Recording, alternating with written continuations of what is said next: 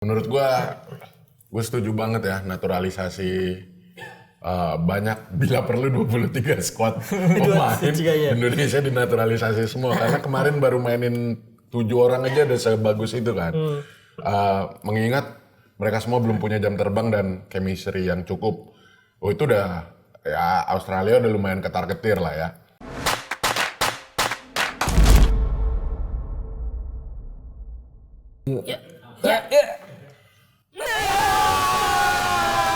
Luar biasa. Dua sama coy, Uzbek. Cewek Uzbek. Cewek ya? Yang main cewek apa cowok sih? Cewek Uzbek ya. Iya, enakan cewek kalau Uzbek mah sebenarnya. Mantep cewek Uzbek tuh. Berarti kita lagi nonton U20 itu ya? Iya, pas lagi ini Lagi seri nih sementara. Jadi ya udahlah. Mantap. Kita ngobrol dulu sama Iya, biasa PRT nih. Kalau ada kita berarti ngomongin Timnas Indonesia. Halo Tifosi, welcome back to Pinball. Nah, ini kita kembali ke set Panwarung nih. Karena kemarin di rumah PRT sial. Kalahnya 4-0 langsung PRT. Sekalinya di rumah saya kebantai ya. orang kipas angin nih. Iya tuh ada yang komen lagi. Di sana. Nah, jadi ya kita akan membahas pertandingan antara Inter lagi. Indonesia melawan Australia kemarin yang akhirnya sayang sekali harus berakhir dengan kekalahan Indonesia 4-0. Dan kita harus gugur dari turnamen AFC AFC Senior dong. Asian Cup 2023. 2023 sebenarnya kan? Iya, karena ke pending. Iya, ke pending. Nah, kita langsung aja deh kita dulu sebelum kita lanjut, gue mau ngingetin dulu ke teman-teman untuk subscribe dan nyalain lonceng biar kalian gak ketinggalan tiap ada episode baru dari kita. Nah, untuk teman-teman yang baru datang di channel ini ketika nonton episode Timnas, kalian juga kalau misalnya suka Serie A bisa nonton episode-episode kita Serie A yang lainnya. Kita bahas juga Serie A prediksi sama recap juga. Betul. Ditonton dengan AC Milan, Inter, fans-fansnya tonton. Iya. Chelsea doang nggak ada. Iya bener kan Serie A. Ya udah, ini kemarin kita kalah 4-0 dan ya menurut gue sih ya kan gue prediksi kemarin emang kalah, cuman kalahnya Gue bilah minum warung dulu nih, sore nih. Kita kalahnya nggak sebanyak ini gue prediksinya kan, walaupun kalah. Tapi kalau gue dulu ya, kalau gue ngeliat memang secara permainan bagus Indonesia, ball position bahkan cuman kalah tipis, terus jumlah passing cuman kalah 9 doang kalau nggak salah. Betul. Jadi secara ini sebenarnya kita nggak inferior dan nggak diobok-obok juga, cuman karena skornya aja yang terlalu jauh terlihat seperti kita kalah level banget gitu. Nah dari Bang Bara kemarin gimana? Apakah kita memang kalah level atau enggak sebenarnya lawan Australia kemarin? Yang pasti walaupun lawan Australia kita kalah, tapi kita tetap di atas Malaysia levelnya ya, karena lolos ke babak gugur gitu. Karena ada yang ini ya di sosmed di apa namanya di head speech sama orang Malaysia. Iya nih, lu Malaysia anjing lebay. Sampai lu juga kena teh ya? Iya, kurang ajar deh orang Malaysia nih. Pin doangan lo, kita ganyang pakai unyil lo. Iya dong. Kalau mau nempeleng pendek, nempeleng kecil. Anjing Malaysia nih. Iya kalau di match kemarin lawan Australia kita mainnya bagus banget di 15 menit awal. Di situ benar-benar build up-nya keren, kesalahannya minim banget. Dan ya itu tadi ini baru pertama kalinya Indonesia kalah possession di bawah 5% ya. Kalau saya cuma beda 3% kan, 52-48. Dan juga pertama kalinya Indonesia passing akurasinya di atas 80%. Betul, pertandingan ini. Lu bayangin kita dengan segala data statistik yang seperti itu dan permainan yang menguasai di 15 menit awal, sayangnya kalahnya sampai 4. Itu sih yang karena biar gimana pun yang dilihat hasil akhir. Gue memang lebih suka kalau misalnya kayak Irak yang possession cuma 30% tapi akhirnya menang gitu kan, karena gimana pun lolos atau enggaknya tim itu kan dihitung dari hasil akhir yang dimainkan ya. Dan gue lihat ini sebenarnya timnas kita hanya butuh waktu untuk lebih lama bermain bareng sih, karena chemistry-nya belum nyetel banget. Banyak beberapa kali yang miskomunikasi mau ngoper ke sini, kalau di sudut mata tuh kayak kelihatan tapi ternyata nggak ada, yang dikolongin nggak ada. Terus jadi kalau udah sering main bareng kan orang kayak ngode-ngode apa ke deep segini kan, strike udah tahu nih mesti kemana, Marcel udah tahu mesti ngopernya kayak gimana. cuma proses aja sih itu. Iya, gue sepakat tuh. Ya, kalau lu gimana? Sama Bang Bara, timnas kita butuh proses, lebih sering bertanding ya, sama jam terbang itu harus lebih banyak lagi mereka ini bermain, maksudnya. Karena ini cuma kayak tim kantor yang nggak pernah main bareng, tahu-tahu ada turnamen, lu bisa main bola, bisa main. Ya komunikasinya nggak terjalin sempurna sih. Iya. Tapi ini kita kelasnya jadi kayak anak kelas 10 tau lah, baru ketemu kelas meeting, baru ketemu BOB kelas 10, Iya, materinya bagus, langsung ketemu kelas 12. Nah, itulah kita kemarin, perumpamaan kita di AFC Cup kemarin. Soalnya dari segi pemain yang gue bilang minggu lalu tuh, pemain naturalisasi kita mediocre kan, nggak jauh beda kualitasnya sebenarnya sama Australia, bedanya di chemistry gitu. Ya, berarti menurut kalian berdua ini Indonesia yang naik mendekati Australia atau Australia juga turun atau dua-duanya? Itu gimana? Dua-duanya sih. Dulu. Jadi level Indonesia Australia juga level naik, Australia juga lagi turun lah, tidak seperti mereka dulu sebelumnya yang pastinya masih di bawah Korea dan Jepang. Ya, betul. Iran setuju. dan Iran juga. Australia menurun banget sih kualitas para pemainnya. Nah, ini dimanfaatkan sama Indonesia yang lagi naik. Tapi sayang aja golnya 4 nih. Kebobolan sama abang-abang skena kan. Iya, banget. Yang pertama sayang juga ya deflection jadi gol bunuh diri, dan ya gue lihat sih Indonesia tuh emang kehilangan fokusnya tuh di awal-awal sama di akhir. Golnya kan di menit ke-12 tuh dia ya termasuk gol cepat juga lah. Terus 10 ya. 10-an ya. Terus gol kedua tuh di akhir babak pertama, dua gol terakhir di akhir babak kedua. Jadi emang sering kehilangan fokus kalau di awal-awal, mungkin karena kasihkan menyerang terus akhirnya defense-nya agak lepas dan jadi bunuh diri. Sayang banget. Yang terakhir tuh yang kebiasaan Indonesia kan. Gol di menit akhir. Dan beberapa individual staminanya juga agak menurun, kayak si Asnawi juga kan beberapa kali sampai jatuh-jatuhan karena mungkin capek. Tetap membumi Cap itu. Tetap di bawah soalnya. Makanya dia sering pleset-pleset. Dan sayangnya Sayuri itu juga mesti diganti di saat kita ketinggalan. Sebenarnya mengejar kan dia lebih ofensif, tapi mungkin karena udah nggak kuat juga, capek. Benar. Karena jarak pertandingan Indonesia itu lebih dikit maksudnya. Lebih rapet. Iya, dibanding Australia udah punya Istirahatnya lebih lama. banyak kan. Ya itu. Ya hasil adalah hasil, ya kita terima sih. Ya nggak ada yang rasa penyesalan banget sih ya, karena kita udah improve banget sih kalau gue bilang. Iya, betul. Lagi-lagi pesan saya ke kalian fans kardus sampah yang nggak punya nasionalisme. Kita ini udah berjuang. Lu bayangin, Australia tahun 2011 lawan Indo tuh kita diobok-obok. 2010, 2011, 2009, 2008, lupa dah gue tuh. Kita diobok-obok, positioning kita kalah jauh. Anjing, fans sampah. Ini kita udah berprogres. Kapan lagi kita dapat penguasaan bola 48%, kayak gitu sih. Passing akurasi juga lebih banyak main lawan Australia. Dan ngomong-ngomong ini, apa tadi lu ngomong tadi terakhir? Ngomong tahunnya berprogres.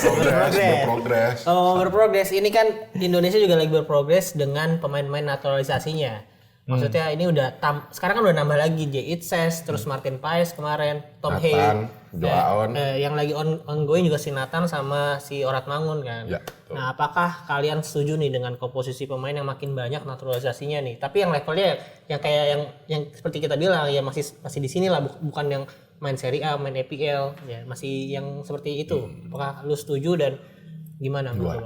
Menurut gua setuju banget ya naturalisasi.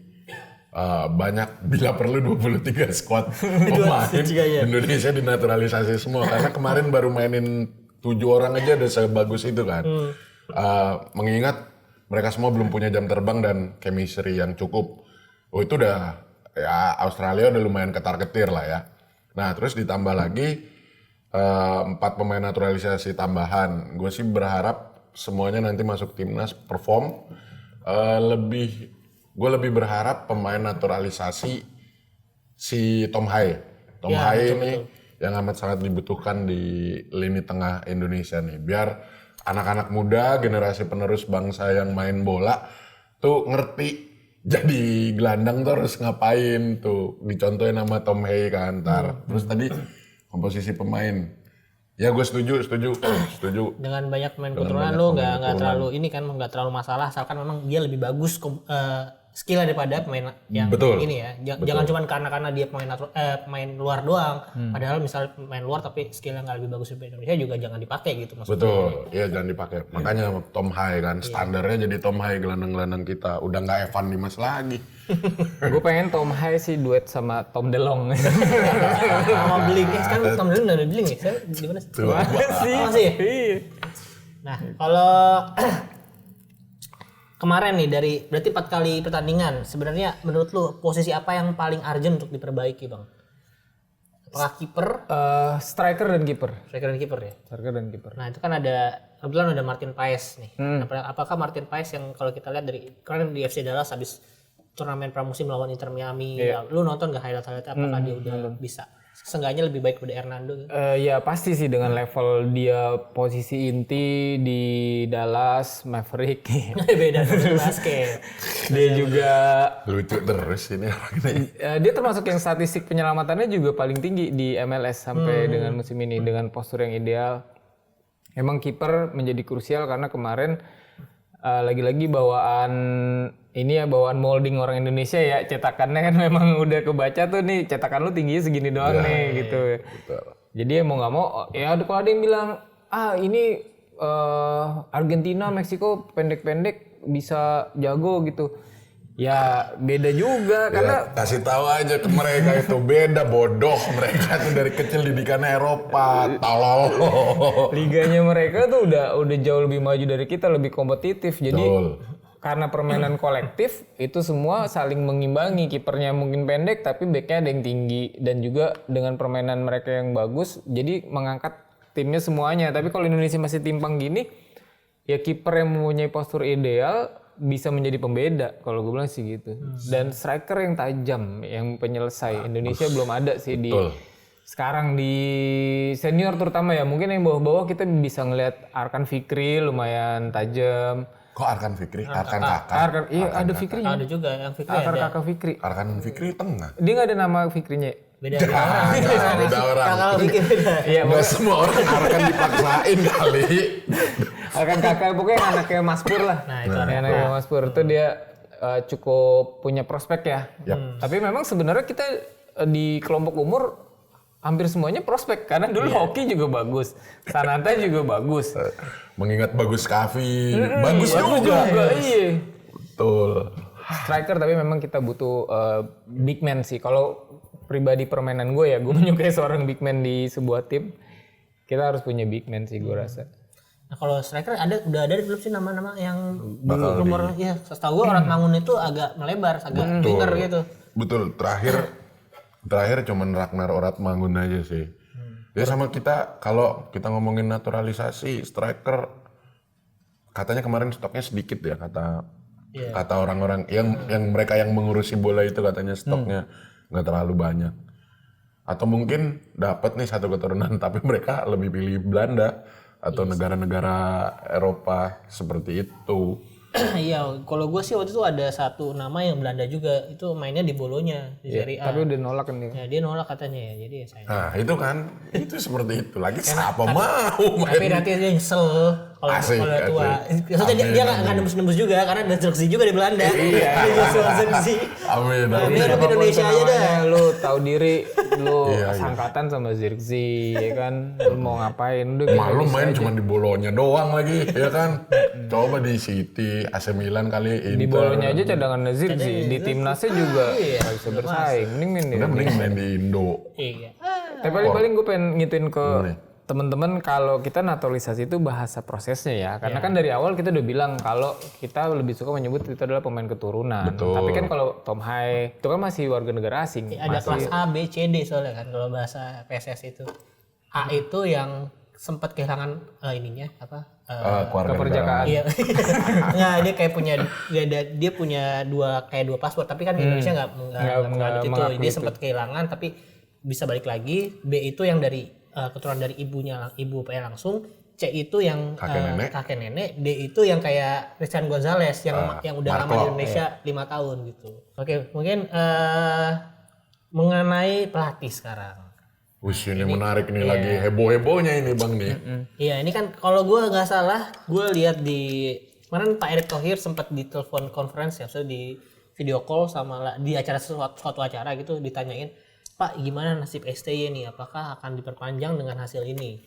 Nah, Ya kita profesional menjalani proses gitu doang kan iya, ngomongnya. kontraknya sisa sampai Juni kan. Sampai Nah, Juni. terus tapi dia bilang, kita lihat hasilnya di AFC U23 yang April nanti main. Dan kebetulan akan lawan Qatar, Australia sama Jordania. Jordania. Nah, makanya gue bilang kan kita balas di U23 nih Australia nih. Iya betul. U23 kita sebenarnya lagi cukup oke, dan ya gue nggak tahu yang pemain abroad ini bisa main atau enggak karena ini turnamen di luar kalender FIFA sebenarnya ya. Nah, Ya tapi semoga lah ya, semoga bisa main.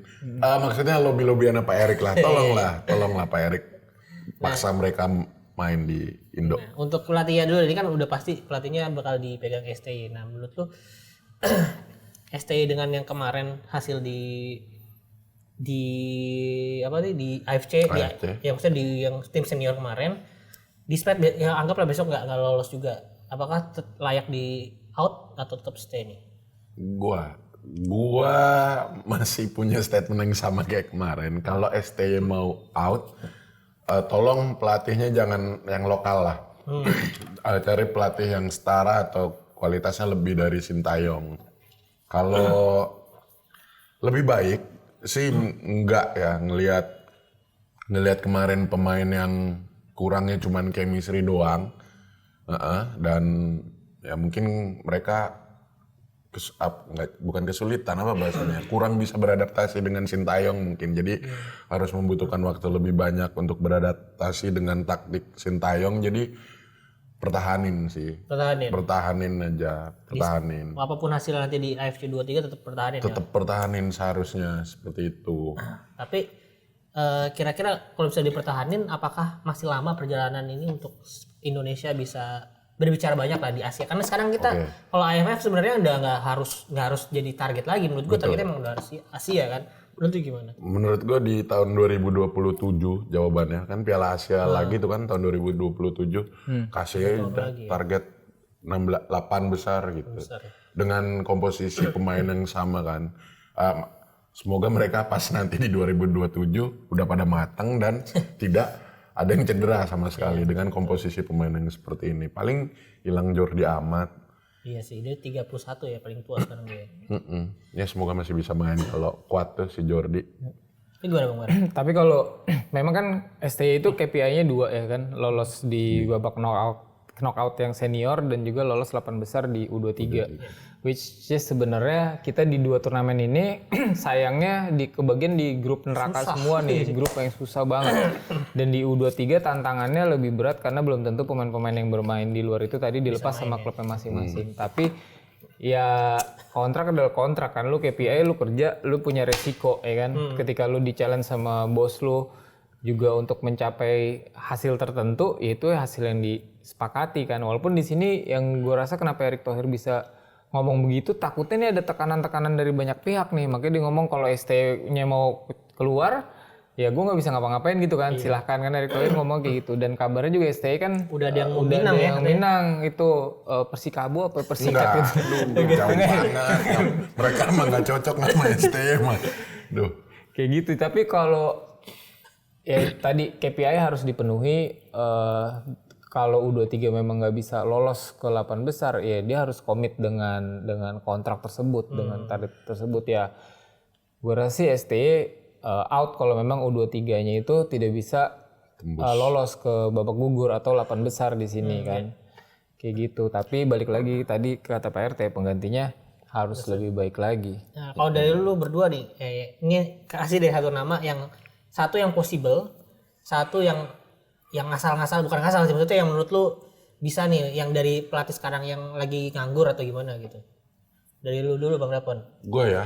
Yang possible kira-kira siapa? Maksudnya ya biasa kan memang pelatih ASEAN, si pelatihnya Vietnam siapa tuh namanya? Park Hang-seo. Iya, justru gue tuh itu possible atau main lokal. Enggak cocok. Kayaknya gue tadi kemarin sih gue kepikiran. Kayaknya repot ya kalau kita pakai pelatih asing yang bahasa ibunya bukan Inggris. Atau gini lah, atau dia nggak bisa bahasa Inggris, repot. Sintayong kan ngerti Inggris doang nih, tapi kalau ngomong kemarin kan press conference pakai penerjemah dan ngomongnya nggak Inggris. Kata gua repot lah kalau pakai pelatih yang bahasa itu tadi, yang nggak bisa ngomong Inggris. Karena sekarang itu. bahasa Inggris jadi bahasa komunikasinya timnas kita juga. Betul. Kan, karena pemainnya udah banyak pemain keturunan juga. Betul, nah itu yang repotin. Ntar di timnas kayak kemarin jadi ada 2 translator tuh, yang dari Korea langsung, siapa tuh gue lupa namanya. JJ. Wih itu bukan, JJ yang translatein Indonesia. Ada satu lagi yang ke Inggrisnya. Aduh, sipit rambutnya. Nova Arianto. Itu Sen Platina mah baru tahu dia ternyata. Iya, baru tahu dia kira orang Korea soalnya kan. Kayak gitu. Nah mungkin itu juga kendala bahasa jadi taktik yang mandek. Maksudnya mempengaruhi taktik. Iya. Ya. Jadi menurut gua pelatih yang bisa bahasa Inggris. Jurgen Klopp.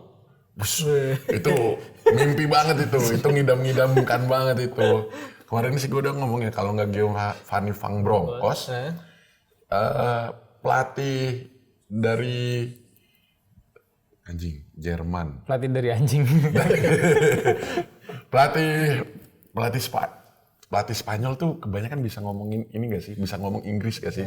Bisa. Luis Milla juga bisa, tapi nggak terlalu oke kan dia. Tapi kebanyakan warga Spanyol nih kagak banyak yang ngomong Inggris ya. Atau nggak dari Spanyol dah, gua. Pengen ya. Tapi siapa namanya nggak tahu nih gue. Tapi yang jelas ada pelatih yang pokoknya bisa ngomong. Pokoknya pelatih punya lisensi dari Spanyol, mau itu dia ngelatih SSB juga gak apa-apa.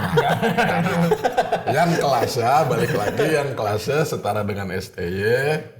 Jadi kita cukup satu aja translatornya ke Indo. Misalkan Van Bronckhorst nih, udah dia nyerocos aja ngomong Belanda. Kan orang-orang naturalisasi juga paham kan. Banyak yang Belanda paham juga. Atau enggak pas dia ngomong Inggris, translatornya ngomong tuh ke pemain-pemain Indo tuh yang kurang ngerti Inggris itu, translatein bla bla bla. Kan enak satu instruksi doang, kan enak satu itu interpreter doang gitu sih, misalkan Van Bronckhorst. Kalau gue ngeliat sih bukan faktor utama ya pelatih ya, karena jalan naturalisasi pelatih kelas dunia ini nggak bisa selamanya kita jalanin. Karena kan pemain keturunan ini bermain untuk mengisi transisi di mana masyarakat Indonesia sangat demanding untuk timnasnya berprestasi. Tapi kita belum punya sistem yang bisa mensuplai pemain-pemain kelas A ke timnas kan. Gue sih lebih melihat kita harus ada sister country atau negara yang memang benar-benar mau membantu Indonesia dari struktur kompetisi. Coba lihat Thailand di 10 tahun terakhir deh. Mereka kan bener-bener program sama J-League-nya tuh gini banget. Padahal kita yang pernah dijajah Jepang, tapi emang katanya sahabat Asia, pemimpin Asia, tapi ya Thailand Asia juga sih. Tapi kenapa Thailand yang dibantu banget? Mereka kan sampai ada kolaborasi J-League dan juga Thailand. Itulah kenapa pemain-pemain Thailand banyak banget yang bisa berkiprah di J-League dan dikasih kuota karena ada kesepakatan itu. Bener-bener mereka dimainkan sampai Kietisuk, terusnya Ekani, Panya, itu juga main terus, Teraton, Canatip, terus si Dangda. Kita Korea deh nggak apa-apa. Karena sementara ini gue lihat Korea nih belum bisa, walaupun pelatihnya udah orang Korea. Kita udah dijajah sama K-pop kan. Tapi lu nggak mau ngasih timbal balik yang ayo kita bikin ikatan nih di mana klub League itu walaupun misalnya di klub Liga 2-nya harus ada kuotanya, misalnya ada satu pemain Indonesia kayak gitu dan ada satu di line up. Itu sama Thailand tuh sama kayak gitu. Jadi persahabatan pun tim-tim utama J-League itu kan main di Thailand pramusimnya, mini turnamen 4 tim datang bikin cup di Thailand. Itu yang harusnya kita punya sister country yang kayak gitu, yang mau bantu Indonesia membentuk fondasi yang kuat dari kompetisinya nih. Dan secara berkesinambungan pemain kita dimudahkan untuk ikut main di negara tersebut. Tinggal siapa ya, mungkin Belanda juga bisa jadi di divisi 2-nya harus ada pemain Indonesianya, ya tolong lah dibantu gitu sih. Kalau kembali lagi ke permasalahan pelatih, Artinya jika Sintayong out, Angan-angan ya Klinsmann lah. Jurgen Klinsmann. Sama-sama abis dari Korea soalnya. Iya. Kan ST-nya dari Korea waktu itu kan, dari pelatih Korea. Kan Klinsmann kan lagi pelatih Korea juga kan. bener. Nah, itu potensi juga Bundesliga buat diajakin kolaps kayak tadi Jelik ke Thailand. Waktu itu udah sempet kasih Pak Erick Thohir ke sana. Segala macam. Pak Erick Iya, Thohir terus udah sempet ke Pak Erick juga ke sana. Jerman kan. Iya kalau tadi ngomongin pelatih ya ada Hansi Flick kan katanya. Wah jauh banget itu lebih senior lagi dong itu. Iya maksudnya ya kebayang aja lu Indonesia dilatih Hansi Flick Iya, semoga katanya. Kita Ya nggak semoga tahu aja lah nih. kita kalau kita ya sebagai supporter sebagai penonton ya pasti akan ngedukung siapapun pelatihnya. Cuman ya kita harap pelatihnya Jangan lokal. Nah, gua iya, potong. kalau lu jangan- Jangan lokal. ya kalau gue sih sebenarnya yang pasti pinginnya lebih baik siapapun lah. Nah tapi ngomongin tadi ASEAN ya, ini BTW di AFC udah nggak ada tim ASEAN lagi karena Thailand juga kalah sama Uzbekistan tadi 2-1 ya kalau nggak salah. Jadi ya memang tim ASEAN yang terakhir bisa lolos ke 8 besar kemarin Vietnam musim kemarin tuh. Itu juga kalahnya 1-0 doang lawan si Jepang ya. Kalau dia bisa menang ke semifinal tuh. Untuk pertama kalinya kayaknya deh tim ASEAN yang bisa ke semifinal kalau kemarin dia bisa menang.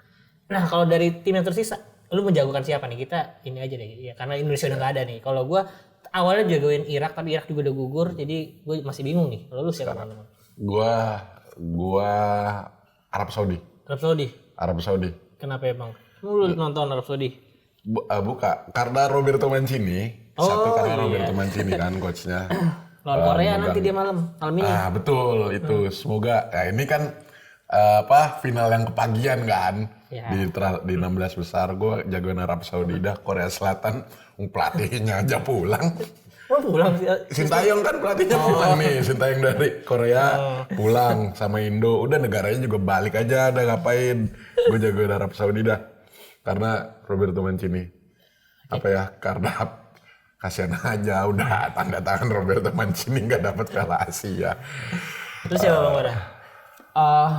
Kalau tim kuatnya kan udah pasti sebenarnya kan Korsel, Jepang, Qatar dan Australia 4 itu yang gue lihat. Karena Iran mainnya sebenarnya nggak terlalu wah ya di sini. Cuma Korea yang bikin dia bakal kalah dari Arab itu adalah ketika dia kemarin bermain untuk tidak melawan Jepang, jadi ya udah orang-orang seperti itu biasanya kalah, Gitu. Gue sih pengen antara Jepang sama Australia sih. Jadi lebih kayak ya lu juara, ngalahin Indonesia bisa juara gitu kan. Berarti emang levelnya juara, wajar kita kalah. Kalau kayak menang Korea, tim Malaysia sombong, gue bisa ngambil juara itu kita kan. Ini emang teori meme TikTok, lelucon anjing keren banget. Tapi terakhir sebelum kita mengakhiri episode kali ini kan ya tadi seperti gue bilang AFC U23 akan main April benar. Kita ke Qatar, Australia sama Jordania. Ketemu Qatar duluan ya kalau nggak salah. Iya. Match pertamanya. Iya kayaknya langsung tuan rumah ya. Ini teaser aja sedikit lah ya. Maksudnya kira-kira menurut kalian berdua bisa nggak nih lolos sebenarnya nih? Tergantung pemainnya kalau gue bilang. Iya, kalau list rosternya benar-benar nggak ada pemain-pemain yang sekarang berlaga di sini, ya itu sulit sih. Cuma benar-benar ngandelin Marcel doang gue rasa. Ya berarti semoga ya si Pak Erik bisa ngelobby tim-tim yang ini ya, karena ini juga penting karena ini kan di tahun ada Olimpiade ya. Di tahun naga kayu. Iya bener sih. Kan AFC U23 itu selalu dipermainkan atau dipertandingan dua tahun sekali. Nah di tahun yang ada Olimpiadenya itu adalah sekalian kualifikasi. Jadi 3 tim teratas nanti juara, second runner up sama juara ketiga itu. Bukan semifinalis ya? Enggak, sekarang 3. Kalau nggak salah 3 ya gue baca tadi. Jadi akan langsung lolos ke Olimpiade Paris tahun ini. Dan semifinalisnya Piala Dunia. Oh iya. Piala Dunia U20. Yang bakal main di Chili.